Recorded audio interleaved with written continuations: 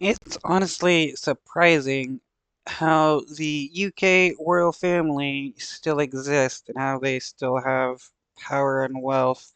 Maybe not as much power as they used to have, but the UK king is still considered the king of the UK and can do a royal decree, which means everybody would have to follow. Here we have a Australian senator of Aboriginal descent speaking out against King Charles after one of his speeches in Australia. I do love the fact that there are more and more people that are speaking out against the UK royal leech family because that does need to happen. These people aren't special in any way. They're just a bunch of rich people who found a way to convince poor people to worship them. A didgeridoo declared his arrival. This was the King's keynote moment, a long-planned set-piece speech. But no one saw this coming as he finished.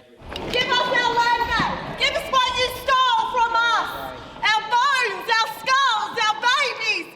Senator Lidia Thorpe shouting at the King.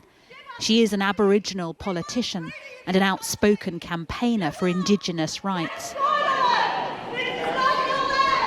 I did it for truth-telling, global truth-telling about the royals who caused so much devastation to not only our people in this country, but Indigenous people around the world. As security took her away, the King talked quietly with the Prime Minister. The very start of his speech moments earlier had mentioned Indigenous Australians. In my many visits to Australia, I have witnessed the courage and hope that have guided the nation's long and sometimes difficult journey towards reconciliation. But the scars of colonial rule are still raw. Indigenous elder Auntie Serena Williams, who gave the King a traditional welcome, says he should say sorry.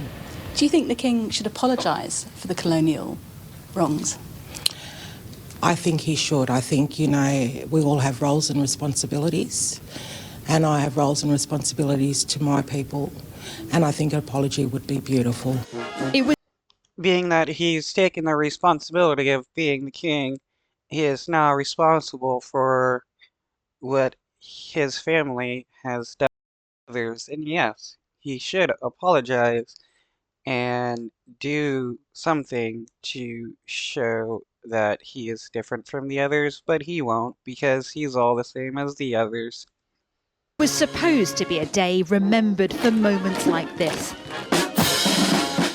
The military, the ceremony, the national monuments.